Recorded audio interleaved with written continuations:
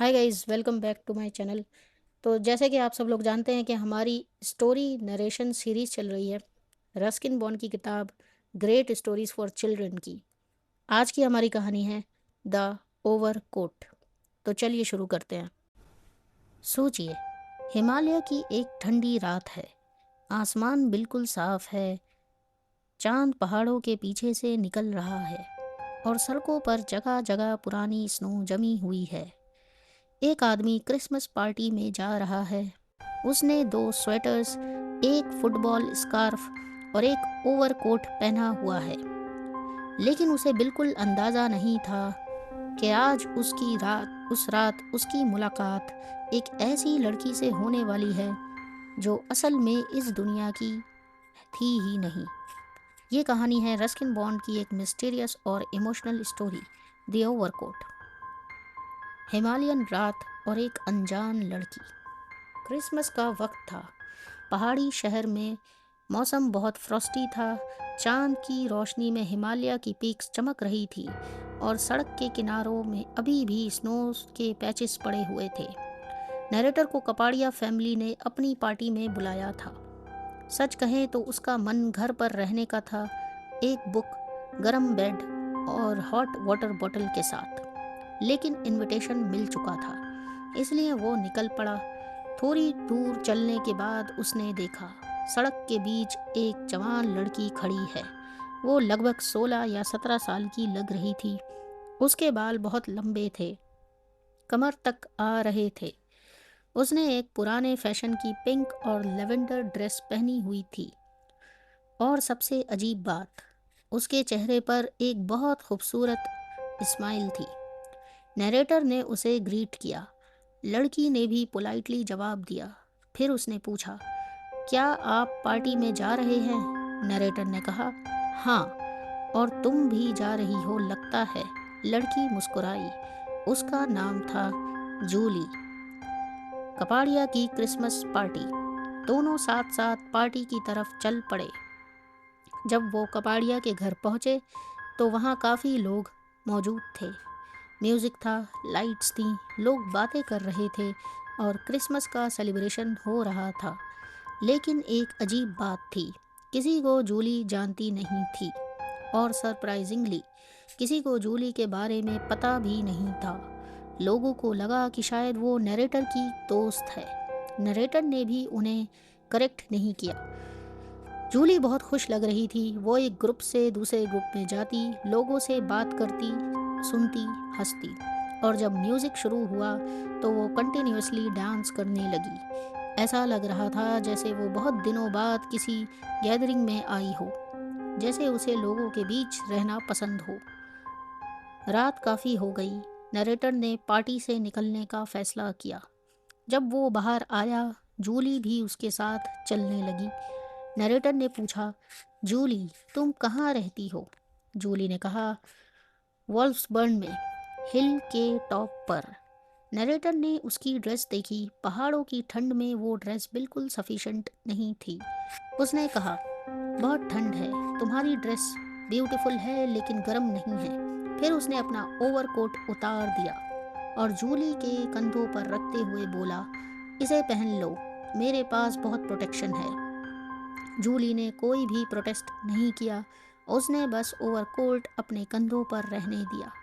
दोनों थोड़ी दूर तक साथ चले। फिर जूली ने कहा कि यहाँ से एक शॉर्टकट है और वो हिल साइड से चली जाएगी। नरेटर ने पूछा, तुम्हें ये रास्ता अच्छी तरह पता है? जूली ने स्माइल करते हुए कहा, मैं इस रास्ते का हर एक पत्थर जानती हूँ। और फिर वो हिल साइड की तरफ चली गई। नरेटर अपने घर लौट गया। अगली सुबह नरेटर ने डिसाइड किया कि वो जूली के घर वुल्फ्सबुर्न में जाएगा। उसने एक छोटा सा स्ट्रीम क्रॉस किया और एक पुराने आयरन गेट से अंदर चला गया। लेकिन वहाँ कोई खूबसूरत घर नहीं था, कोई फैमिली भी नहीं थी, बस एक पुरानी सी बिल्डिंग थी। छत गायब, दीवारें टूटी हुई, कुछ स्टोन्स पड़े थे और एक ब्रोकन सी चिमनी खड़ी थी। नरेटर कंफ्यूज्ड हो गया। उसने सोचा, क्या जूली ने मेरे साथ मजाक किया था या मैं गलत जगह आ गया था? नरेटर ने पास ही रहने वाली ओल्ड मिसेस टेलर से जूली के बारे में पूछा। उसने नाम सुना तो कुछ देर वो चुप रही। फिर उसने कहा कि वुल्फ्सबर्न में बहुत सालों से कोई भी नहीं रहता। एक पुरानी फैमिली मैककिनन्स कभी वहाँ रहा करती थी और उनकी एक बेटी थी, जूली। लेकिन जूली की डेथ बहुत साल पहले ही हो चुकी थी। मिसेस टेलर ने बताया कि जूली की डेथ बीमारी की वजह से हुई थी। उसके बाद फैमिली ने वुल्फ्सबर्न छोड़ दिया। घर धीरे धीरे रुइन बन गया। नरेटर के लिए ये बात सुनना बहुत ही डिस्टर्बिंग था, क्योंकि जिस जूली के साथ वो कल रात पार्टी में था, वो जूली कैसे हो सकती थी जो इतने सालों पहले मर चुकी थी। नरेटर का दिल नहीं माना। वो सिमिटरी की तरफ चल पड़ा। पहाड़ों के नीचे एक छोटा सा सिमिटरी था। आसमान बिल्कुल साफ था। दूर हिमालय की स्नोई पीक्स नजर आ रही थी। पुराने ग्रेव्स के बीच नरेटर जूली की ग्रेव ढूंढने लगा और कुछ ही देर में उसे वो मिल गई। एक सिंपल सा हेड स्टोन, नाम लिखा था जूली मैककिनन, और नीचे उसकी बर्थ और डेथ की डेट्स भी थी। जूली की जिंदगी बहुत छोटी थी, लेकिन नरेटर के लिए सबसे बड़ा सवाल अब भी वही था, कल रात उसके साथ कौन चल रहा था। नरेटर वापस जाने के लिए मुड़ने ही वाला था कि तभी उसकी नज़र ग्रेव के पीछे किसी फेमिलियर चीज़ पर पड़ी। वो धीरे धीरे उस तरफ गया और वहाँ ग्रास पर नीटली फोल्डेड उसका ओवरकोट पड़ा था। वही ओवरकोट जो उसने रात को जूली को दिया था। नरेटर कुछ पल तक बिल्कुल चुप खड़ा रहा। उसने सोचा जूली ने कोट वापस कर दिया था, लेकिन वो वहाँ कैसे आई और कब। उसने कोई थैंक यू नोट भी नहीं छोड़ा, कोई मैसेज नहीं, बस एक ओवरकोट जूली की कब्र के पास नीटली फोल्डेड पड़ा था।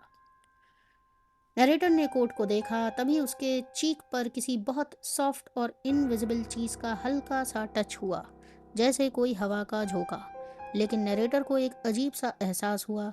उसे लगा कोई इसे थैंक यू कह रहा है, शायद जूली, वही जूली जो एक रात के लिए दुनिया में वापस आई थी, सिर्फ इसलिए कि वो लोगों के बीच रह सके, म्यूजिक सुन सके, डांस कर सके और शायद किसी इंसान की काइंडनेस महसूस कर सके। और जब उसे एक वार्म ओवरकोट मिला तो उसने उसे वापस कर दिया।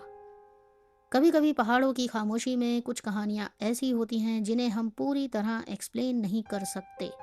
द ओवरकोट सिर्फ एक घोस्ट स्टोरी नहीं है, ये छोटी सी मुलाकात की कहानी है। एक अकेली लड़की की जो एक रात के लिए खुश रहना चाहती थी, और एक आदमी की जिसने बिना किसी एक्सपेक्टेशन के अपना ओवरकोट उसे दे दिया। उस काइंडनेस का जवाब जूली ने एक अजीब लेकिन खूबसूरत तरीके से दिया, ओवरकोट वापस करके। शायद कुछ लोग हमारी ज़िंदगी में सिर्फ कुछ मिनट्स के लिए आते हैं, लेकिन उनके यादें बहुत देर तक हमारे साथ रहती हैं, और शायद हर गुड बाय के पीछे एक कहानी होती है। आपको क्या लगता है, क्या जूली सच में एक घोस्ट थी, या ये सिर्फ एक मिस्टीरियस कोइंसिडेंस था? अगर आपको रस्किन बॉन्ड की ऐसी मिस्टीरियस और इमोशनल स्टोरीज पसंद हैं तो वीडियो को ज़रूर लाइक कीजिए। कमेंट करके बताइए कि आपको ये कहानी कैसी लगी। ऐसी ही कहानियाँ सुनने के लिए हमारे इस चैनल को ज़रूर सब्सक्राइब कीजिए। Thank you.